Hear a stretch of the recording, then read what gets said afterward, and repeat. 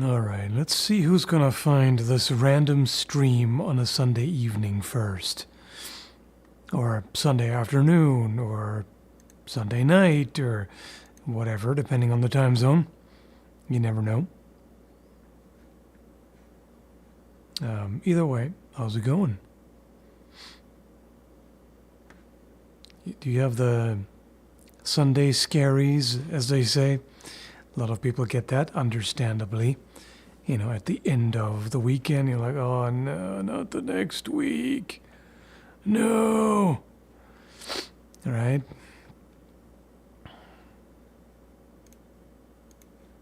But at least you're rested at that point, hopefully, for the most part.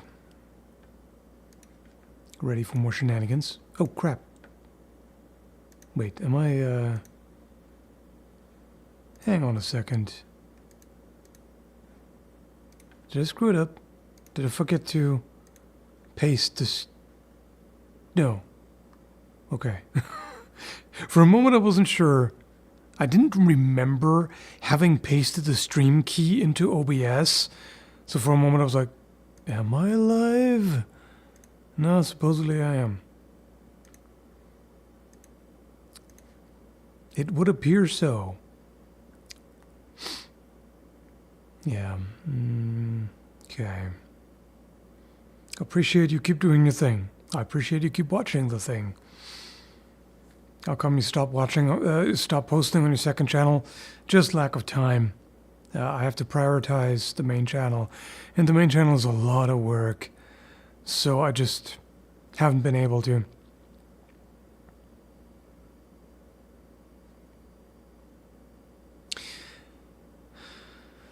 By the way, I shouldn't really be doing this because according to my analytics, for one reason or another, I seem to be losing between 5 and 15 subscribers every time I stream.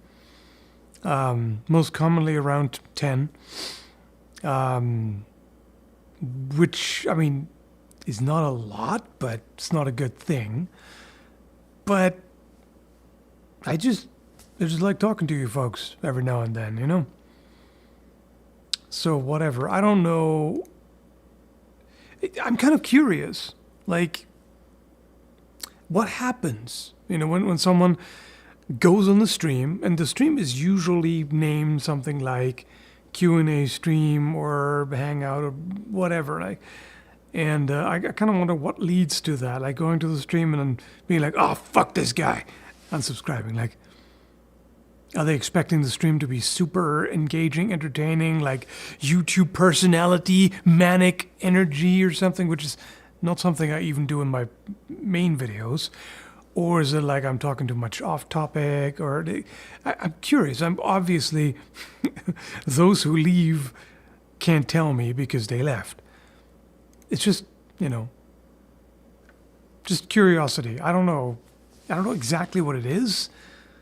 I have no illusions that my streams are super entertaining or whatever. It's just, yeah, like the title says, casual hangout, you know, it's just kind of for fun, just to socialize a little bit and all that. Yeah, I don't know. It's not important in the big scheme of things. It's just one of those questions like, I wonder what's causing that, you know?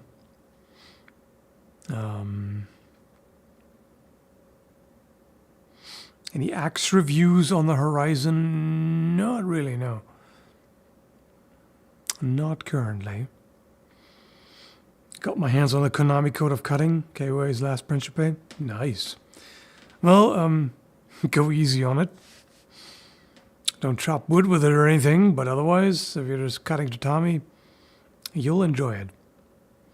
Manic energy is annoying. I know it's nothing, or maybe there's something else, but I can't on top of my head think of anything that makes me click away from a video as quickly as, hey guys, you know, like, there's this fake hyper energy, like this YouTube personality putting on a mask and acting as the dancing monkey for the crowd.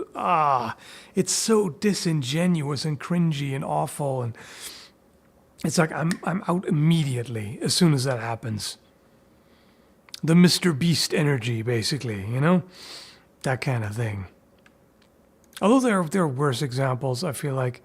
No, there aren't. Never mind.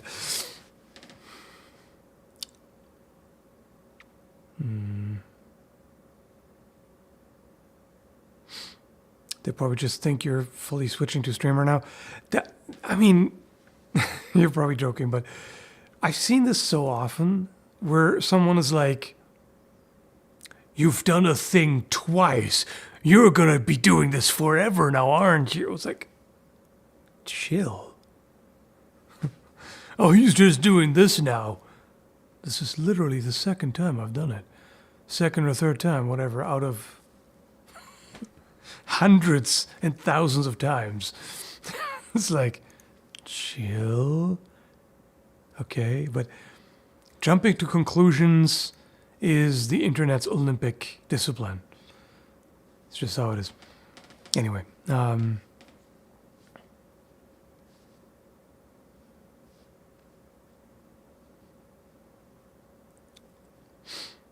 it comes to live, they're very envious.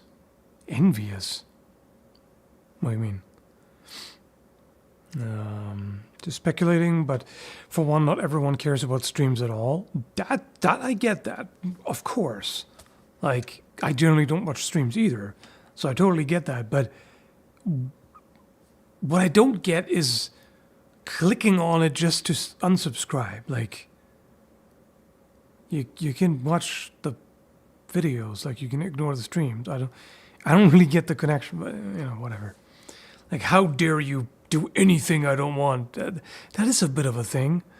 That's definitely an attitude I've seen on YouTube.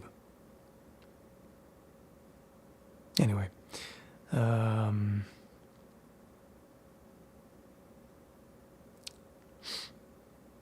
weapon rating streams are very engaging, yet even those lose at least 10 subscribers every time.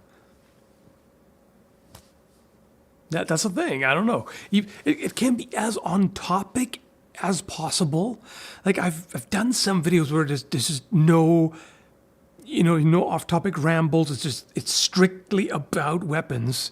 Still, like 5, 10, 15, 20 subscribers just gone on that stream. I don't know. Thank you, mysterious stranger. I highly appreciate your support. I hope it was intentional, that there's no message in there. If it just it was accidental, just type whatever you meant to say in the regular chat, and I'll keep an eye out. The reason we still remain with you is because you are who you are. You're real and open. Stay like that forever. Yeah, that's what I do. I mean, I've become a little more reserved over the years. Like, I used to make more videos about, like, sharing stuff from my life. Basically, I don't really do that so much anymore. But I've never stopped just being natural. Like, sometimes I may go into entertainer mode, and crack jokes and everything. But then again, I'm also a silly bastard in real life, and I constantly crack jokes and make terrible puns and whatever. It's a thing. Depending on my mood and energy levels at the time, I tend to change a lot in the moment, like, depending on, as said, mood and energy levels. Probably more so than most people, I would think. But it's all natural either way. Have you ever used any polypropylene training swords? I've practiced with people who've owned the Cold Steel polypropylene longsword, and that thing is remarkably bad as a training tool, I gotta say. Yeah, like as a solo tool, it's fine if you're gonna use it on a pal or whatever, but as a sparring device, it's awful. It's balanced like a club. It's amazingly tip heavy. It's so rigid you can't safely thrust with it. It's such a club that it's very easy to hit your sparring partner too hard, even through protective gear. I don't really know who it's for, other than people on a very, low budget. Like, there's a guy that I used to practice with who did what he could to try to fix that. Like, he ground down the blade to taper it more, give it a bit of a profile taper, and I think distal taper too. And he drilled holes into it strategically. He did whatever he could to fix the balance, and it was better, but it was still pretty bad. It's astonishing.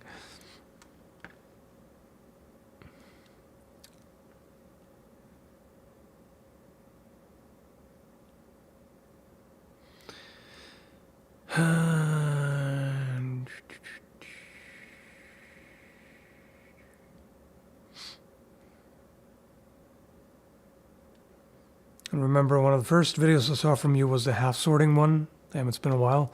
Oh, you mean the murder stroke video, the original?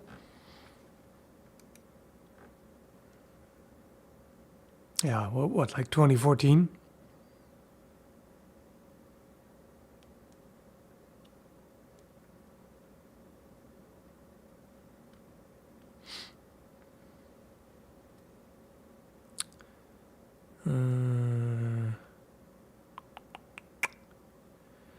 What else? I really enjoyed your commentary, video commentary on the fights by Ghost of the Dojo. Nice.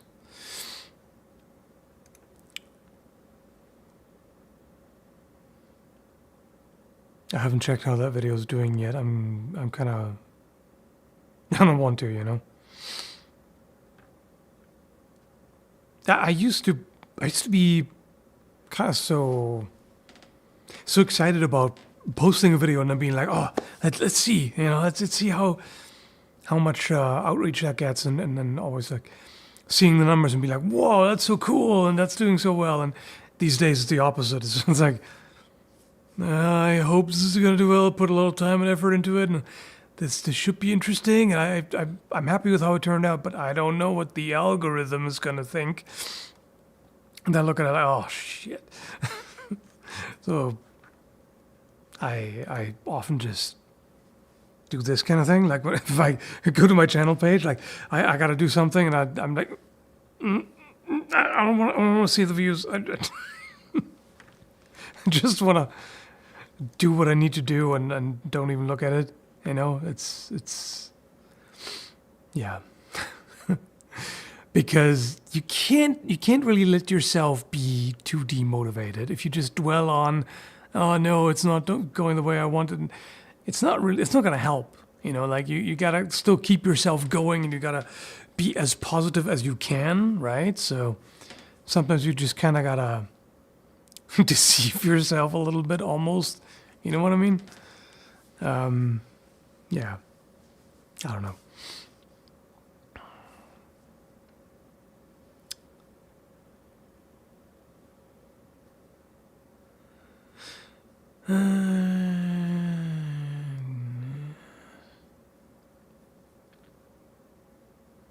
If you use hard rubber pole axe heads on a good shaft, they feel okay in the hand. Still give you a good knock if they hit you. Yeah, I've got one of those too. I mean, I've got like a massive rubber wall hammer head. What? Did I say wall hammer? Warhammer head. That's what you may have seen it in some video. That's the one that got the one guy in the crotch.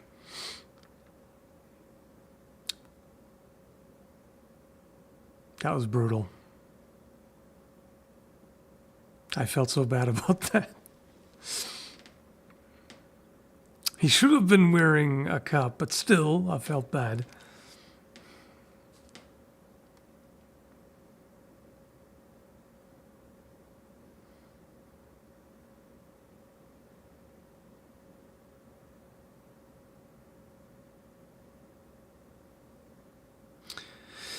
skip all the algorithm things, just do what's fun. Yeah, I know people keep saying that, but the thing is, I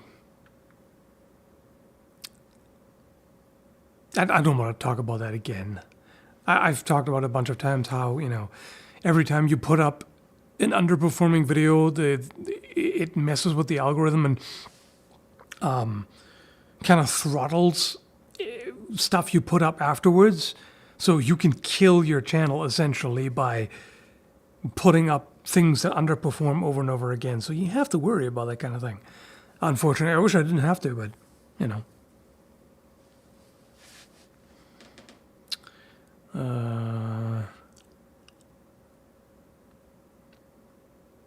yeah, what's a wall hammer?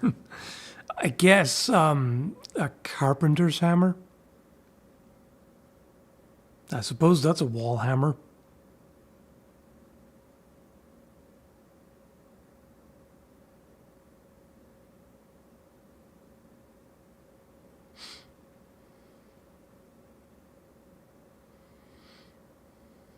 Wall hammer 40K.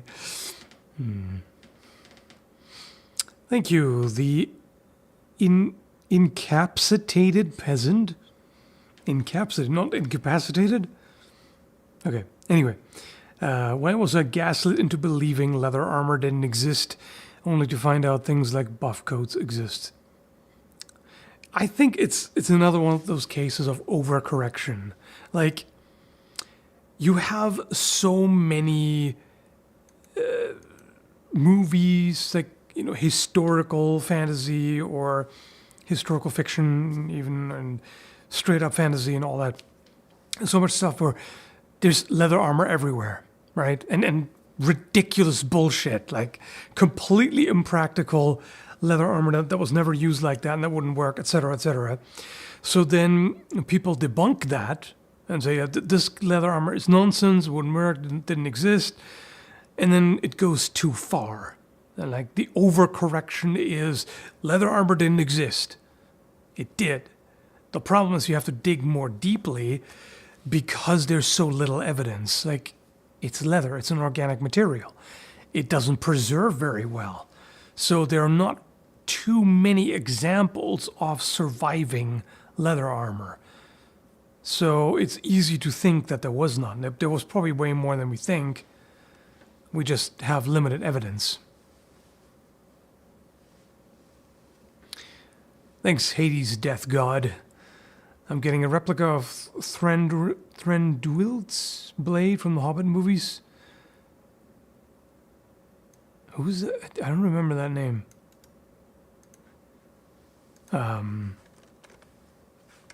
Let's see. Thranduil. Elven King. Huh. For some reason, I completely forgot that name. Anyway, let's see. What's it look like? Oh, yeah. It's a fairly classic elven sword. In fact, it could even probably be in Skyrim, pretty much. It's a fairly similar style. Yeah. That one should work pretty well. I mean, personally, I don't really like the all-steel handle. But, yeah, should be functional. Like, aesthetically, looks pretty good. Definitely appropriate.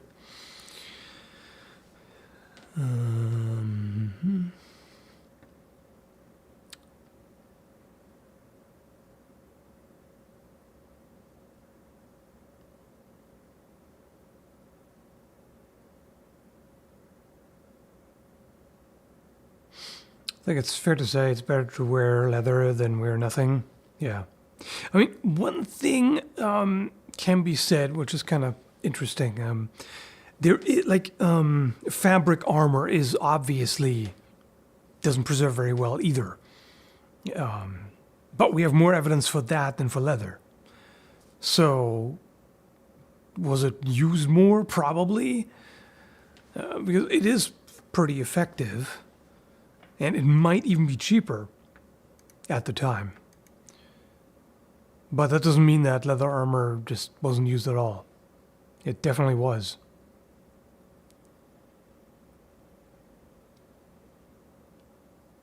And yeah, any armor is better than none.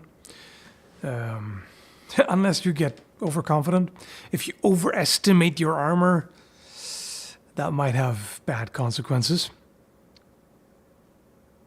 Like, your best protection is still active defense, you know. But, yeah.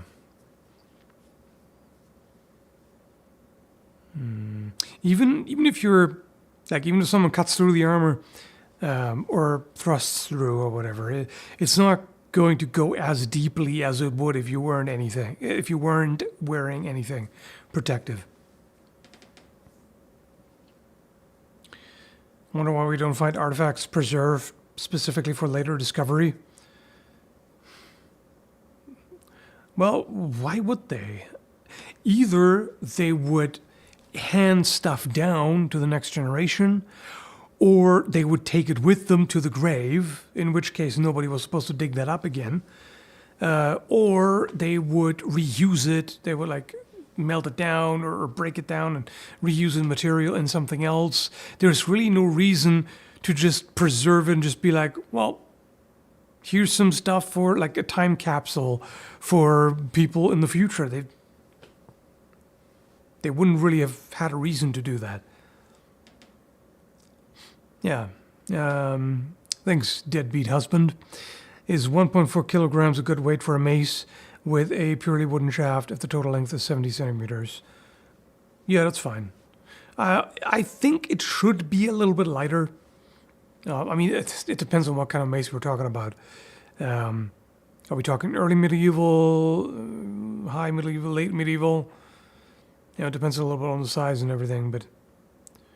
Like, personally, I would want to make it a little bit lighter. There are... if you think about a wooden shaft, or wooden haft, I never know if it's shaft or haft. It's either is used, anyway. Like, all steel-flanged maces weigh that much. In fact, there are all steel-flanged maces that weigh considerably less. So, for a wooden haft is a bit heavy-ish, I would think.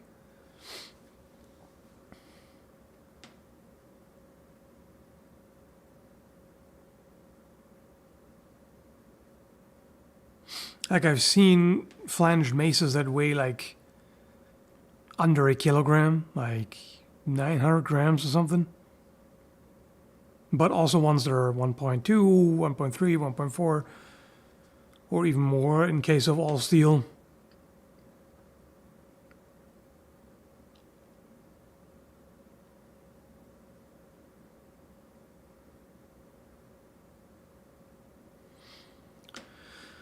Thanks, Lucas. Is softwood useless for a wooden club/mace? Yes, pretty much. It breaks too easily. Or for any weapon haft/handles, for that matter. Generally, yeah. I can't really think of any examples of softwood being used for hafts. You can use softwoods for shields, but hafts? Not really.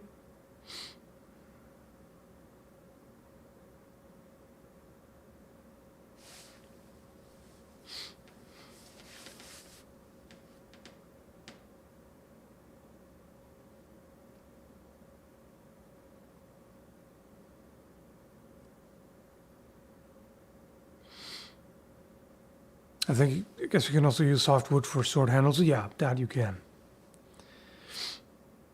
Like, particularly when you wrap the handle in leather and, you know, bind it pretty tightly, you can use almost anything, arguably. Still better to use higher quality wood, but you can get away with it, I would argue.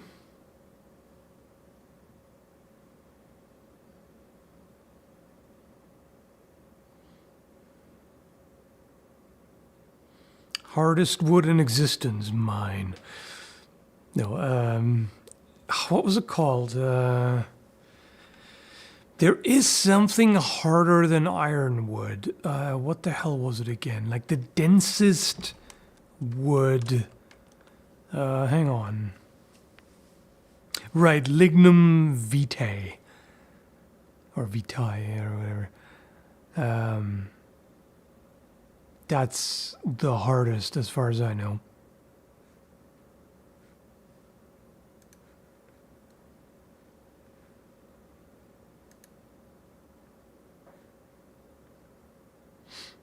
Ebony is pretty hard, but not quite like that.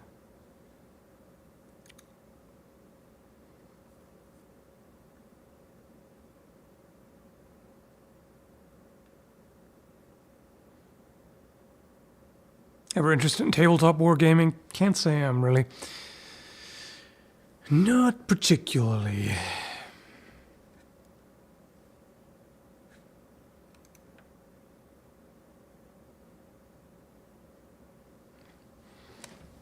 I kind of I'll keep moving over here. I like to stay on this side. Rule of thirds, baby. The problem is this always is a little bit in the way. Oh well.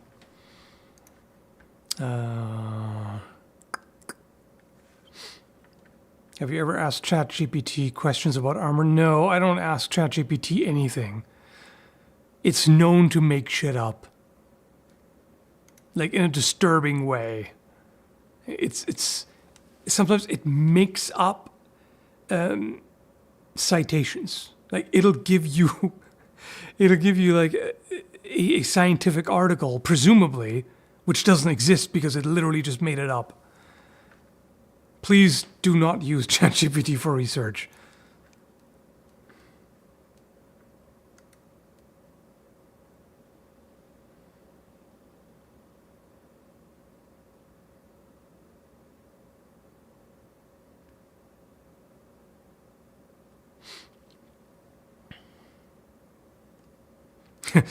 It's known to have a degree in yapology.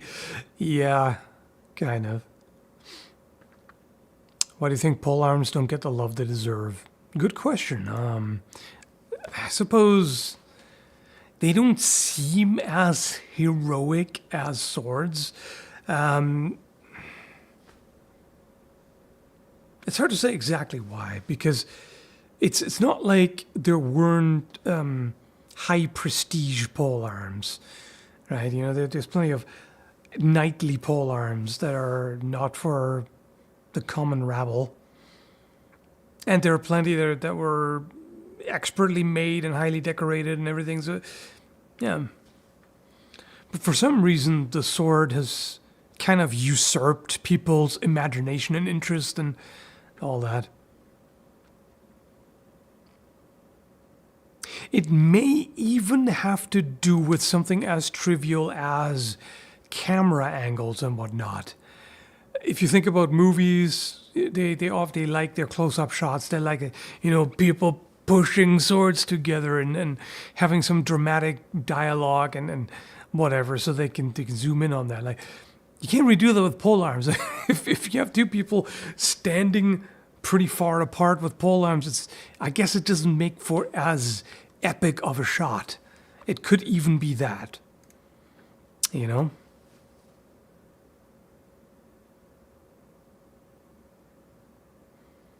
Haven't played KCD2. I'm not really all that interested, I have to say.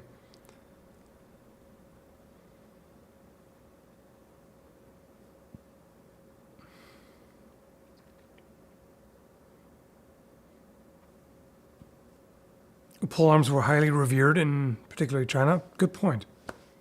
I guess it's just European polearms that got shafted in the popular mind. Not popular mind, pop culture, really.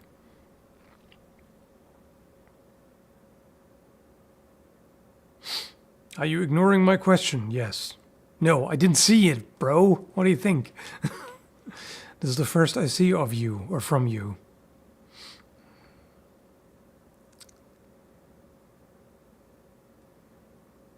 Polearm 1v1 would be sick in movies. Yeah, I think so too. You could do that pretty well Would be pretty cool. What quality May/Flair reproductions would you recommend? Did I make a video about that? I made a video. No, wait, that was about swords, right? The which sword should you buy miniseries. I guess I haven't really done that for. The problem is, frankly, it's hard to recommend a whole lot because most of what's on the market is not amazing. I mean, I will say in the budget range, Windlass seems pretty good. I've had a flanged mace made by Windlass Steelcrafts, and yeah, it's pretty good. Not the absolute most historically accurate thing you can imagine, but decent, and yeah, it worked. Like, it was reasonably well made for the price in particular. Yeah.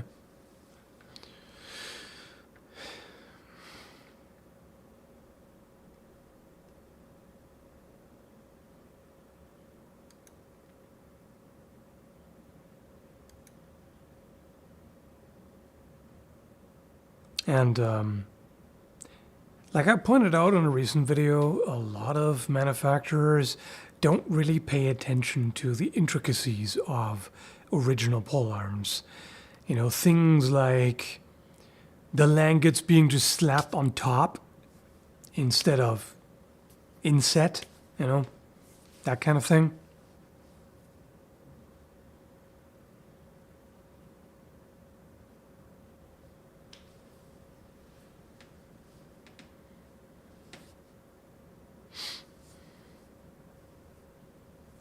Dumb question, are spears polearms?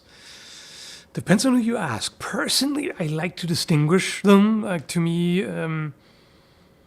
like, obviously a spear is a polearm in the sense that it's on a pole, right? But I would generally distinguish them just because pole arms, to me, generally have more than one purpose. That's not even really the right way to put it, because there are polearms that you can only strike with and not thrust with. Yeah, so to me, spears are for thrusting primarily. You can strike with them, but not perfectly well. But the problem is, a glaive is basically sort of like a spear with a longer blade. Sort of. Not quite, but there are certain partisans are basically much larger spears of sorts. So it is a bit of an artificial distinction to say spears, polearms. So I guess it's one of those cases where every spear is a polearm, but not every polearm is a spear. You know?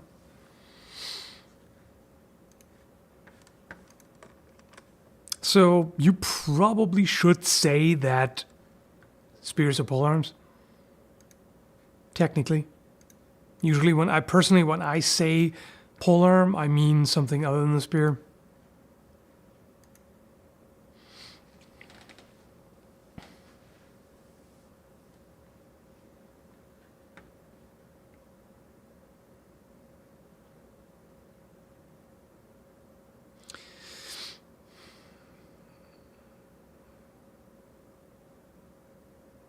How far apart are pirates and HEMA?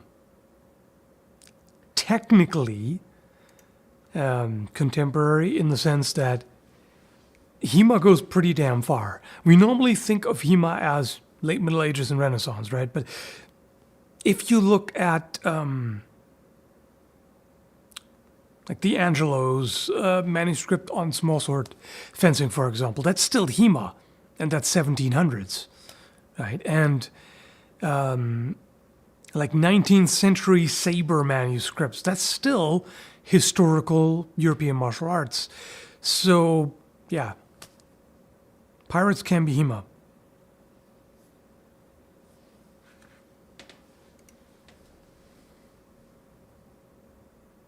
And yeah, obviously, even still nowadays, there are still pirates. But, you know, normally when people say pirates, they mean like golden age of piracy, that kind of thing. Yar, yeah, indeed. I don't have any money. What can I do to keep practicing HEMA without money? Well, you do what you got to do. You pick up sticks. The main problem about HEMA without money, of course, is the lack of protective gear. There's no way to replace that. Like if you don't have a fencing mask, you can't spar. Like period. That's just how it is. But there's still some things you can do.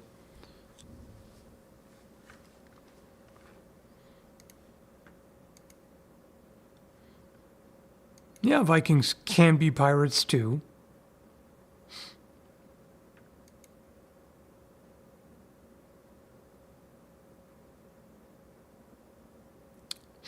You plan on doing more X versus Y content? Yeah, I might do that. If you have suggestions, by the way, let me know.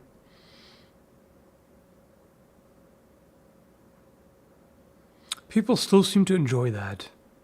And I used to always be like, yeah, you know, you can't make generalized statements, blah, blah, blah, which is all true. But if you just approach it as a just for fun kind of thought experiment where you assume that somehow artificially in an impossible scenario, everything is exactly equal, you know, the two fighters are perfectly evenly matched in terms of fitness and how much experience they have, and all. If you know, like a completely artificial, you know, unreal scenario, but just, you know, hypothetically as a thought experiment, yeah, why not?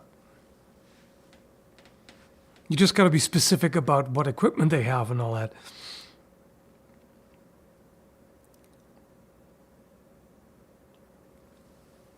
Why did daggers fall out of favor historically? They didn't.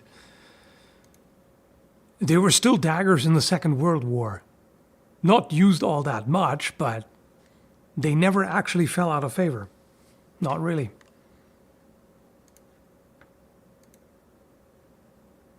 That's why Miss Deadliest Warrior sometimes was ridiculous but fun. That's, yeah.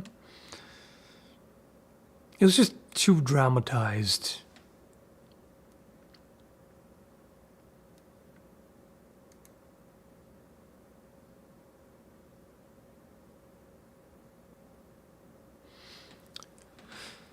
How did you find sparring partners? How did you find other HEMA people? I remember back before I joined the HEMA school, and I just had to do stuff by myself and with other people. I think it was a Kijiji ad that I posted where I was just, you know, looking for training partners for historical martial arts. So yeah, you can reach out on social media. You can post ads or go on Reddit or whatever it is. There's actually more options now than I had back in 2013 or whatever.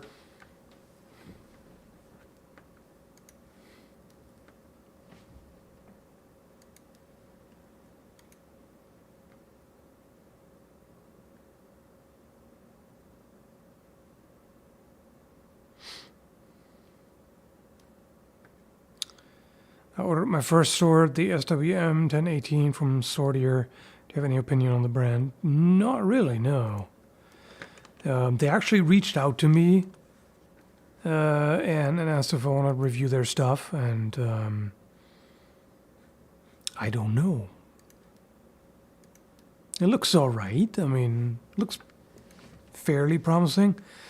But the thing is also, I don't want to add too much to my list right now. I tend to overreach, where I'm like, okay, yeah, I'll, you know, several people reach out to me. I'm like, yeah, okay, yeah, sure, I'll review that, and I'll review that. And then I end up with a pile that takes a while to get around to testing and reviewing. And then I don't like to keep people waiting, you know, and then I get injured again. And then it's like several months, just nothing. And then, yeah, I hate being behind and making people wait. So I don't want to accumulate too much. I want to first finish things,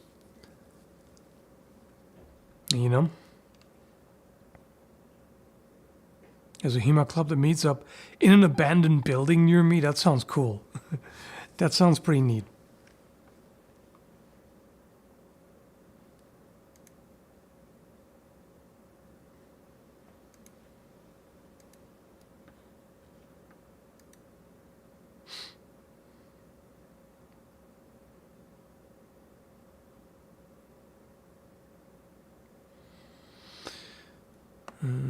Generally, though, I don't like the idea of Greek versus Roman versus Greek versus samurai.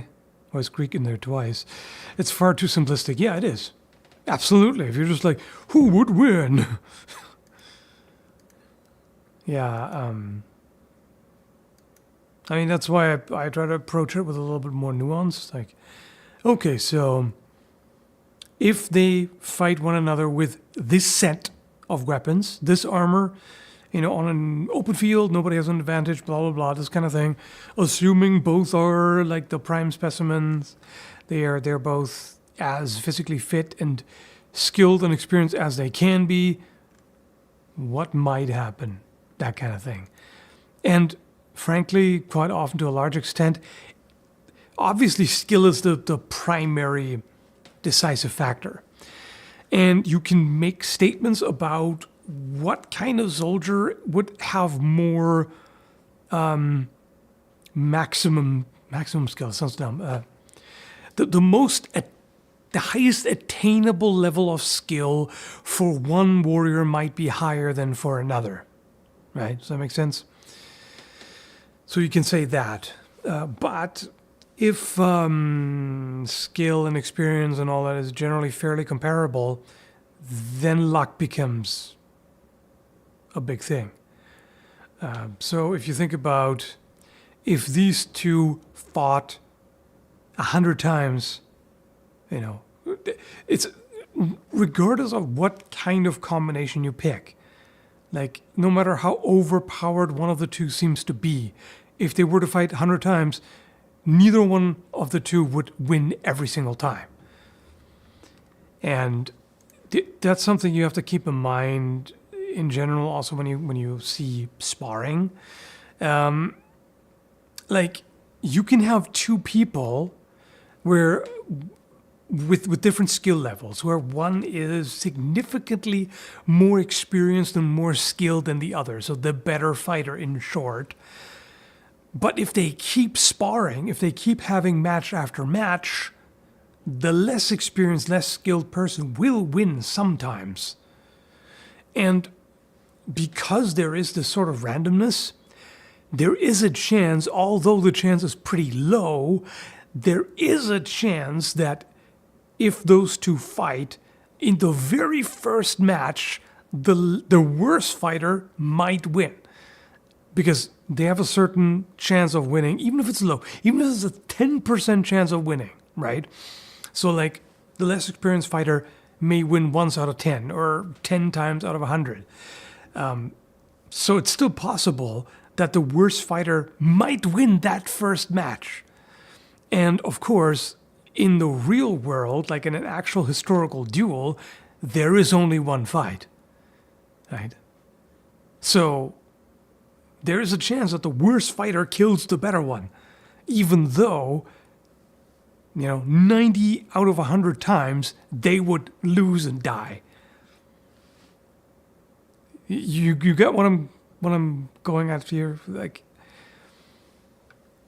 you can't just look at the outcome of, oh yeah, once and that person will win, definitely. No, it's more complex than that. And like I pointed out in the video, sometimes you have this weird dynamic in sparring where you have three different fighters, A, B, and C, and then A beats B and B beats C.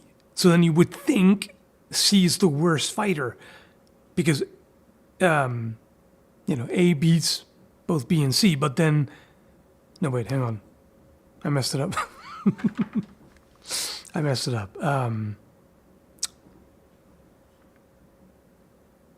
Where was I going with that?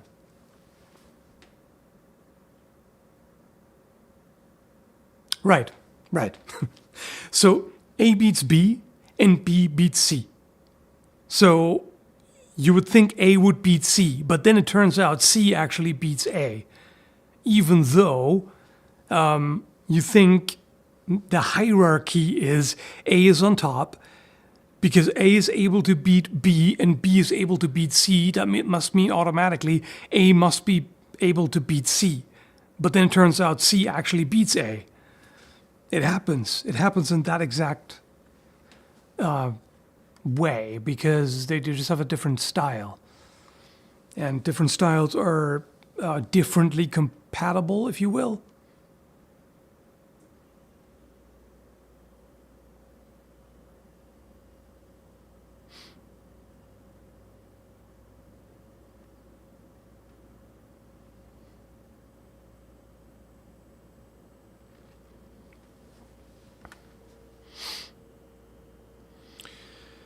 What's someone's talking about chance of 1 dagger versus 10 spears? Well, that's a whole different story. If we're thinking like 1 dagger against 10 spears, no, that's 0%. That's not even going to be 10 or 1, or that's legit 0. It comes. You do have fights that are so difficult that they're impossible. 10 spear fighters versus 1 guy with a dagger, he's dead. There's no way around it. He's absolutely dead. In fact, 2 people with spears versus 1 with a sword is... I mean, there's a chance. But like 3 people with spears who know how to use them against 1 person with a sword, it's almost 0%. Almost.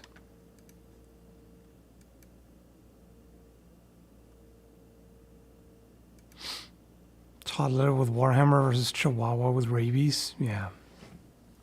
Indeed.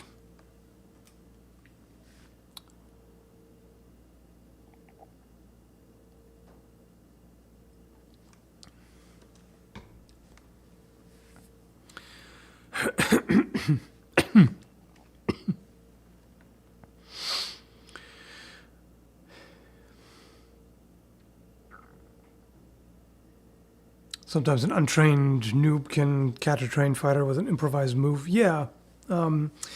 Although, this completely unskilled versus highly skilled, the dynamic there is usually the unskilled fighter can sometimes cause a double kill. It's very... oh my God. Excuse me while I'm slowly dying here, apparently. The unskilled fighter has... like, if the skill gap is really substantial, so like master versus beginner, shall we say, the beginner has pretty much no chance of defeating the master and surviving it, shall we say. But because the beginner has a total lack of self-preservation, they tend to do reckless things. They do reckless attacks where they completely expose themselves to counterattack, not realizing it, in a way that the master wouldn't do because the master is aware of how stupid and dangerous it is. So the beginner would get himself killed, but may in the process also mortally wound the master because of how crazy it is. So technically the beginner can't win, but the beginner can make both lose. Does that make sense?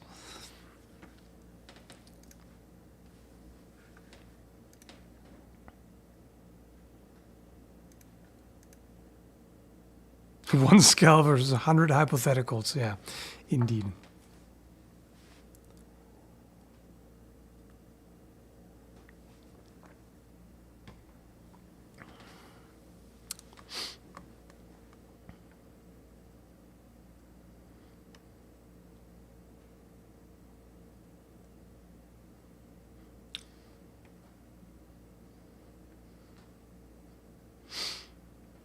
What would you do if I appeared behind you? How do you protect against me manifesting? Okay. There is one ultimate weapon against teleporting behind someone. Okay, super potent. It's called a fart. That'll stop them from teleporting behind you.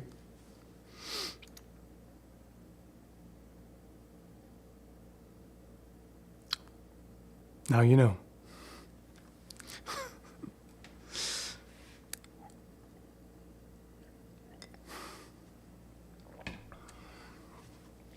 Shotgun granny versus Mongol biker. Interesting.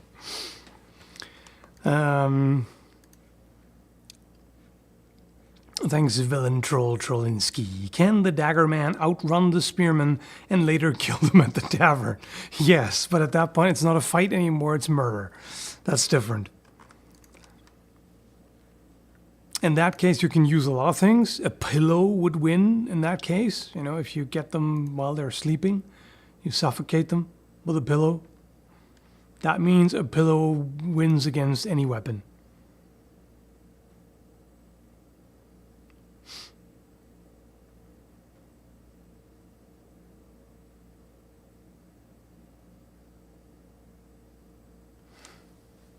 If both lose, does that mean they both won? No.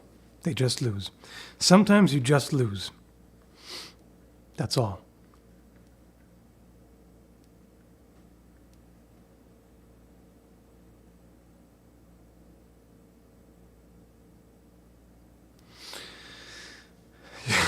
Argue 10 spearmen versus a dagger is murder too? Yeah. Yeah, it is. It is. Thanks, Johannes. To prove one's mastery of sword fighting, one must defeat 3 opponents, a master, a beginner, and a drunk. Yes, that's legit. Makes sense, too. They all have different... they're all different threat levels, so to speak. Or not so much levels, different kinds of threat, I suppose.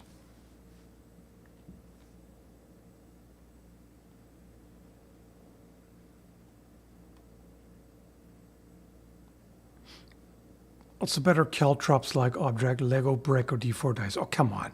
Everybody knows it's a Lego brick. There's no contest.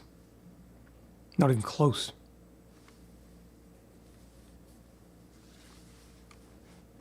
I know, D4s are pretty mean. But still.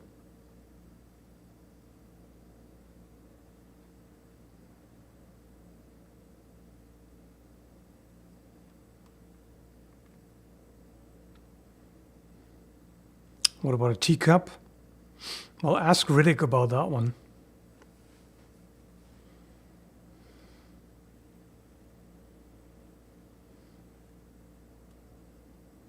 Lego has variety, hits you from more angles. True.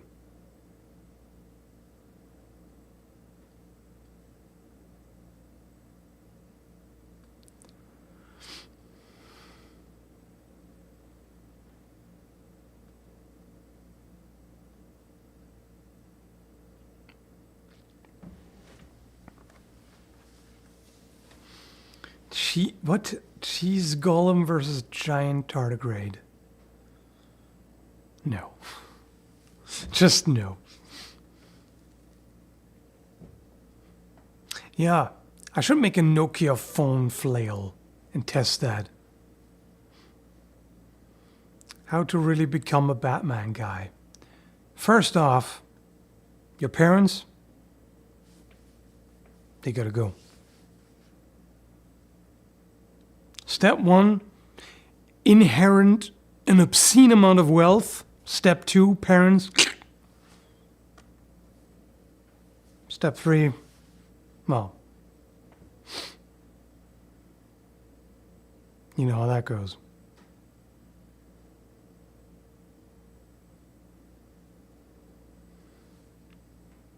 Get trained by ninjas, yeah.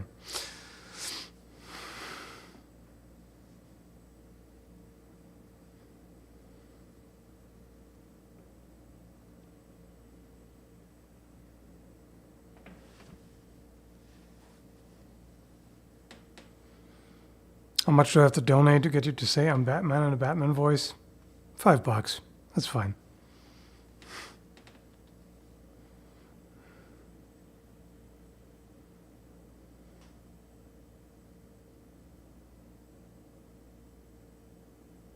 I'm assuming you mean the throat cancer Batman, you know, Christian Bale version, because the other ones are just... The other ones are more iconic, obviously. But that's the meme Batman. The meme Batman voice.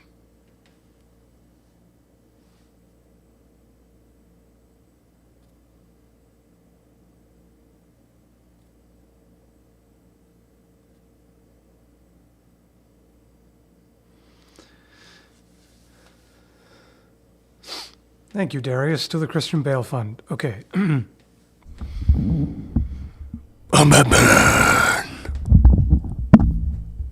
Is that good? I'll give you a bonus one. I'm Batman. Angrier. Just a little angrier. You know?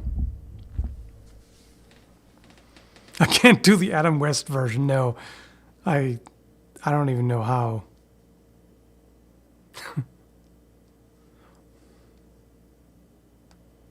It's like, I don't know, I guess just a very kind of, I don't know, normie, dorky voice. I don't know, man.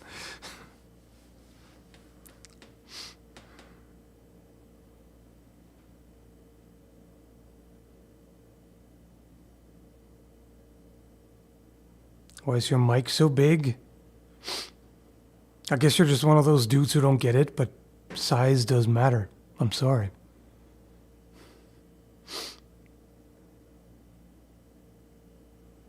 Remember to like the video and have some water. Yeah. Sounds good.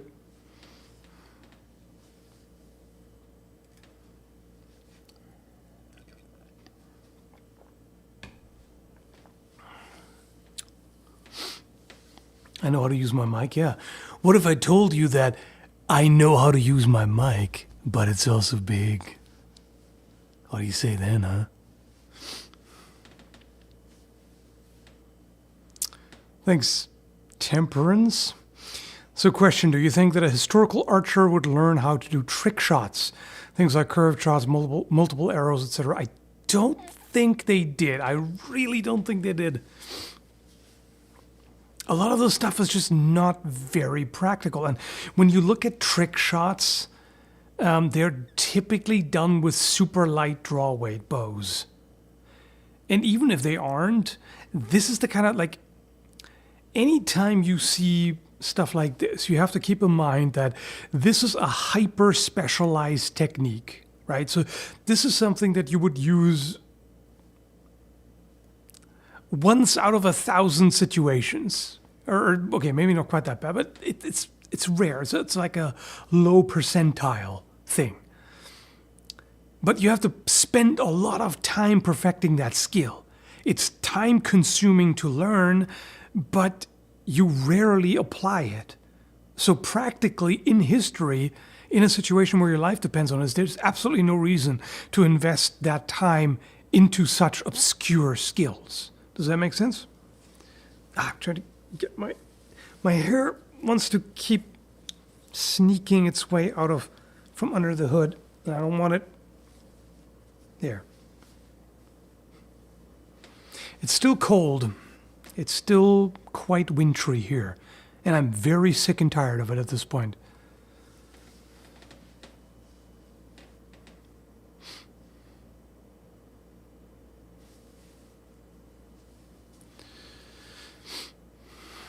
I bet they tried in their free time for fun. Maybe. But I feel like they might have... Well, I was going to say, they might have had better things to do in their free time. Well, I mean, recreational activities were still done. But, I don't know. I kind of doubt it.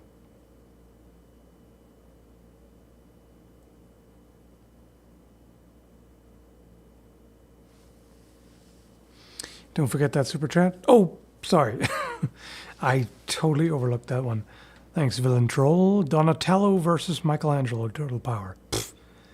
No contest. Don. Come on, man. Donnie got the bow staff. Staff versus nunchucks. Come on. That for one. Staff totally outclasses nunchucks for one. And then two, Donnie's a genius and Mikey's the dumbest one of the group. Let's keep it real, okay?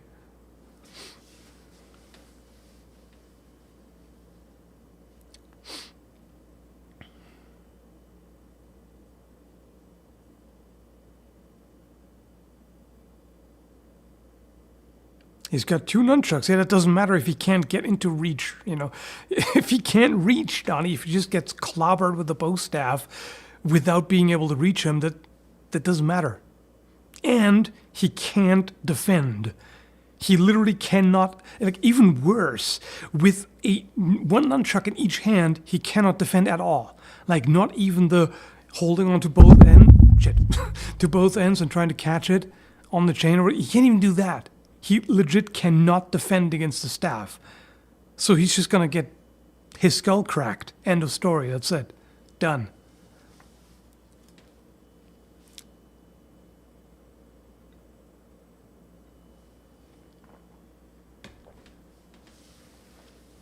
So, no contest, sorry.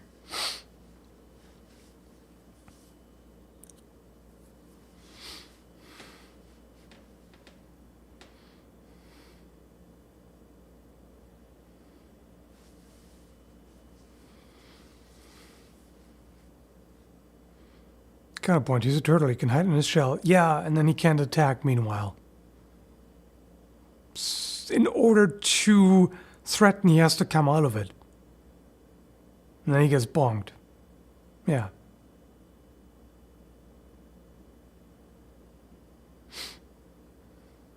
Ain't no way.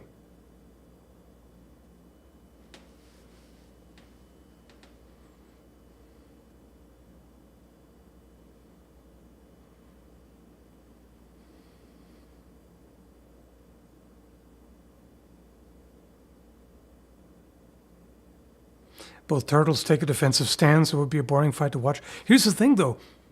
There is no defensive stand with two nunchucks. What's the defensive stance? You can't defend with two nunchucks.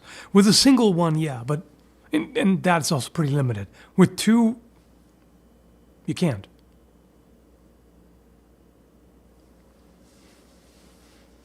Unless he turns his back. Yeah, okay. In which case he doesn't see what's going on.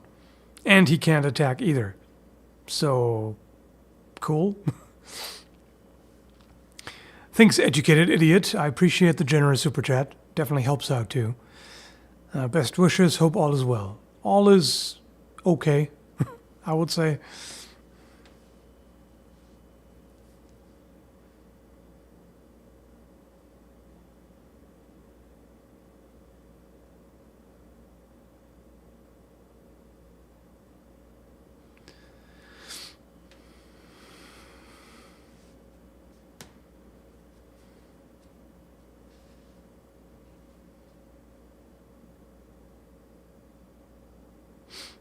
Every movie I saw, nunchuck tangled up the other weapon. Yeah, with such a short thing.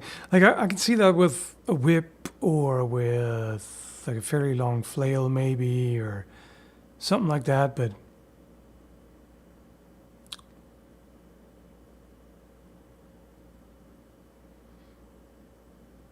thanks, Darius. Have you ever considered selling sound file packs of your weapon tests / HEMA practicing to game devs / media companies? That has never occurred to me. Interesting idea.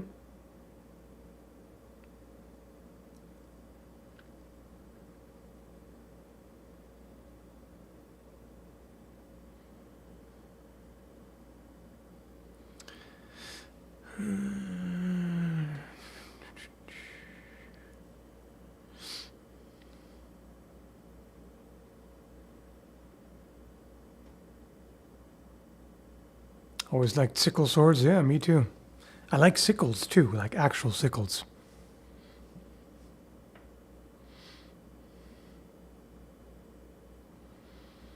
The Chance of entangling opponent's weapons is about as good with a nunchuck as with a pair of scissors. I'd say it's slightly higher for the nunchucks, but not much. Yeah.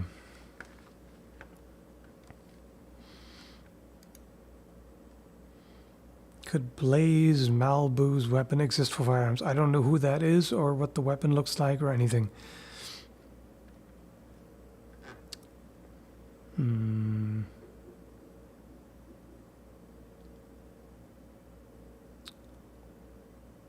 Save those SFX. Well, I don't save just the audio, you know. I render the video and then I delete all the other files. So I could, of course, grab the sounds from multiple videos and put them together, but I just doubt there's much demand for it. Most likely not enough demand to justify the time spent on it. I have to be pretty conservative with time. It's a limited resource.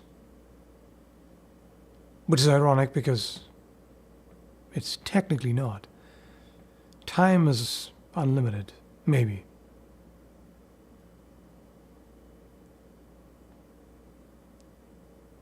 Who knows, maybe it has an end.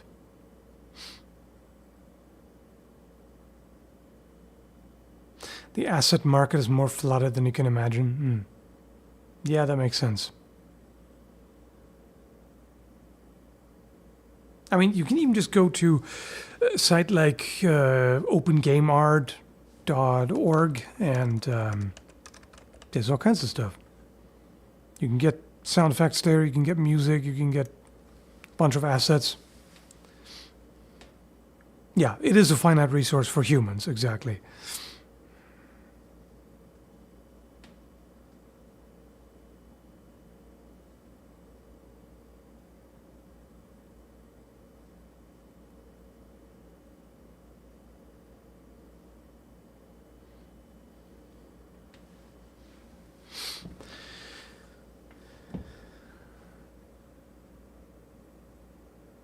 Yeah, that's a good point too. Just grabbing sounds from videos wouldn't work. You would have to set up, like I would have to set up a sound booth with acoustic foam and everything, and then cut stuff in there, which is kind of tricky.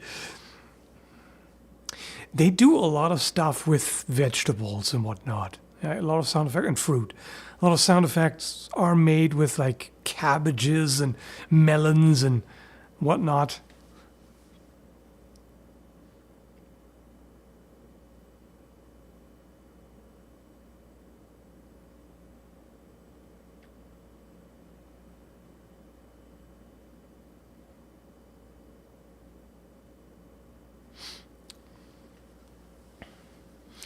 Have you ever done a video on the karambit?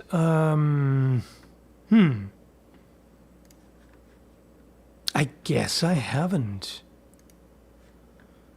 It's kind of an oversight, isn't it? I could do that, potentially. I mean, potentially I can do whatever. But, sounds like a good idea.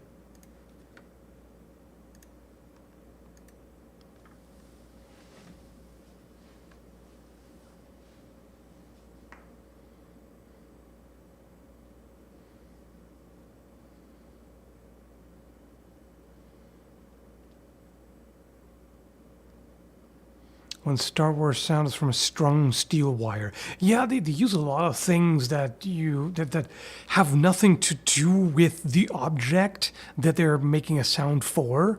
They just go with something that sounds kind of right and sounds, well, cinematic enough, epic enough and all that.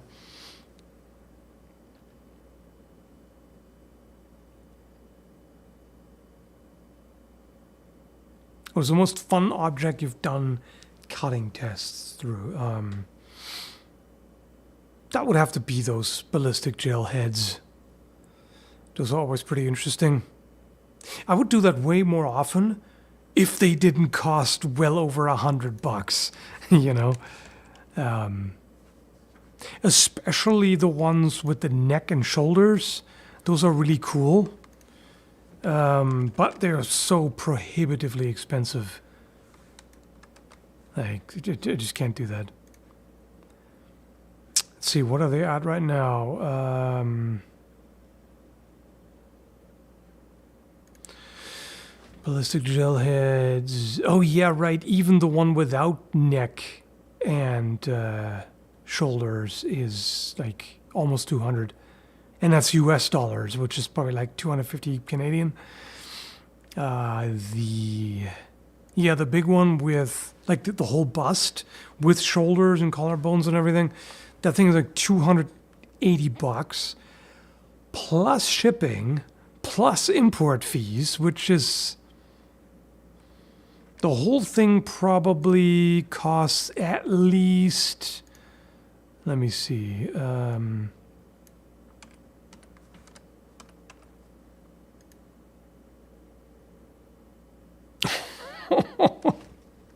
like over 500 Canadian dollars. When everything is said and done, the thing itself with shipping and import fees, well over $500 for one thing.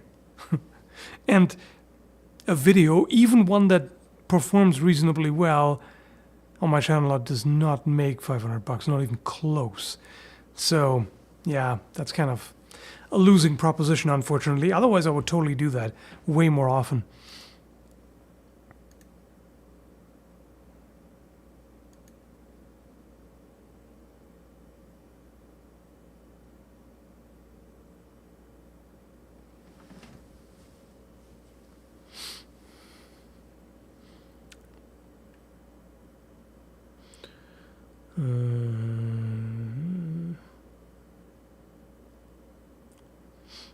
That's why I generally just keep old plastic milk bottles, fill them with rainwater, and use them to cut with milk. Yeah, that's cheap.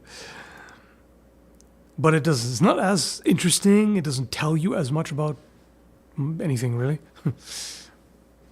But, yeah. Yeah, right. $500 for something that's going to get destroyed. Yeah. Even the regular hats. I just got one of the regular ones, like without the shoulders and everything. That's still like 250 or so Canadian, which is rough. I can't really expect to make that back on one video, but yeah. Unless it goes viral, but that's pretty unlikely these days. Thank you, some person. As always, appreciate the appreciation. The monetary appreciation.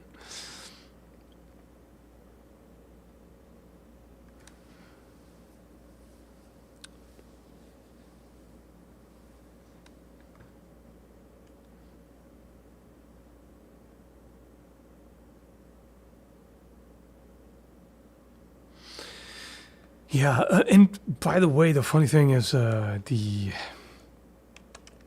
there's way more expensive stuff on their website. You know, Ballistic Dummy Labs has, I mean, they got the entire torsos. In fact, they have whole bodies. They have like literally an entire body, like from head to toe, everything, for $6,950 US dollars. Who knows what the shipping costs on that? And then they got, let's see, the torsos. Yeah, the torso is $2,000.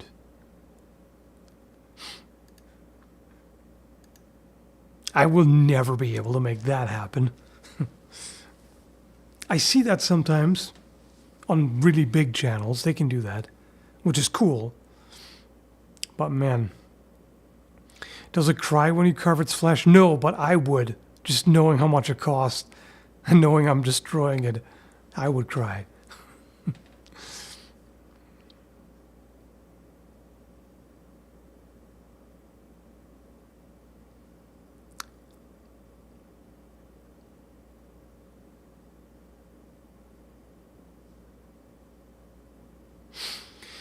I'd honestly buy a bunch of swords instead if I had that much money to spare. There's plenty of things you can buy. Plenty of more useful things.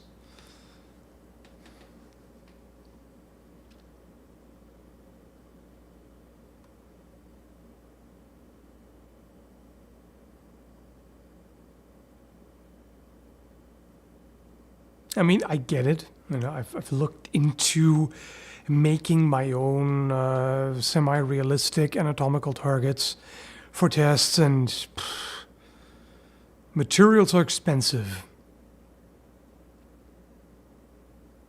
And like the design process and everything, it's a lot.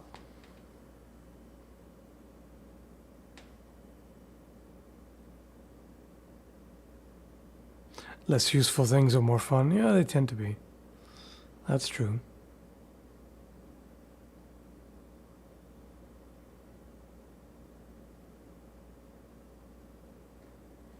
You can have my head for testing when I go. Morbid. I'm pretty sure there are laws against that. And ethical considerations as well. And YouTube would ban the hell out of it too. And I wouldn't do it anyway. Just to be clear about that, you know.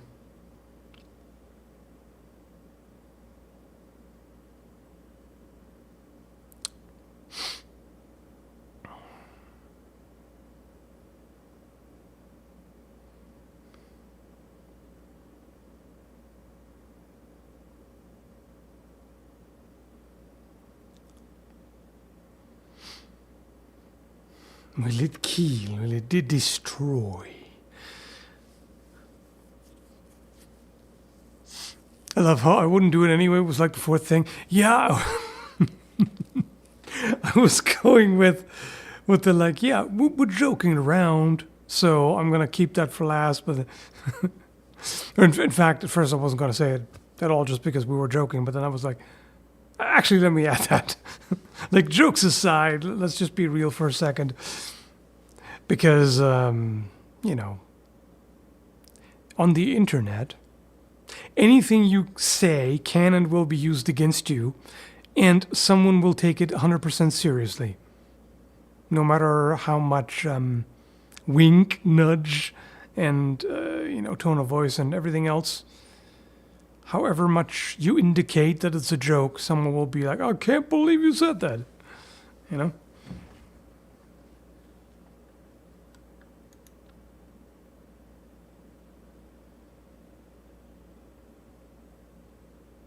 Right?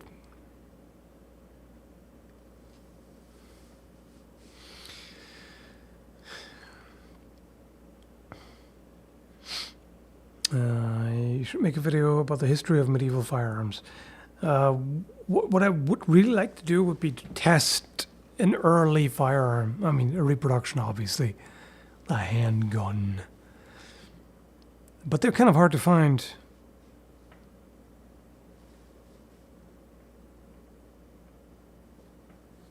Anyway, it's getting late here. I mean, late by my standards. For some people, it would be like, what? When do you go to bed? Are you like an old man or something? Going to bed that early? But yeah, I guess I am. So, it is what it is. I gotta go to bed so I can rise early and return to the grind. Yeah, the grind. Anyway, thanks for hanging out. Hope you had fun. And